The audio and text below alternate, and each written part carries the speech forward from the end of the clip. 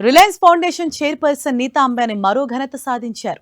ఈ ఏడాదికి గాను భారత్లోని అత్యంత శక్తివంతమైన 100 మంది మహిళల జాబితాను ఫార్చ్యూన్ మ్యాగజైన్ విడుదల చేసింది.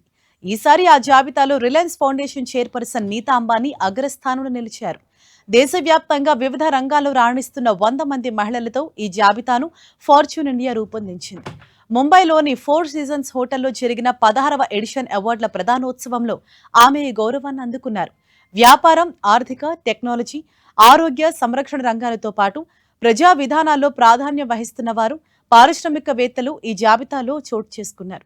ఈ జాబితాలో 2వ స్థానంలో రోష్ని నాడార్, 3వ స్థానంలో అపోలో హాస్పిటల్ నిర్వాహకులు నిలిచారు.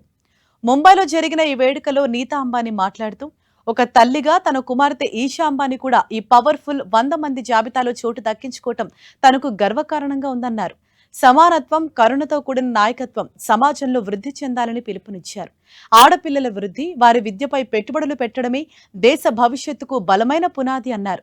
కేవలం వ్యాపార లాభాలే కాదు, మనం ఎంతమంది జీవితాలను మార్చగలిగాం అనేదే నిజమైన విజయానికి కొలమానమని పేర్కొన్నారు.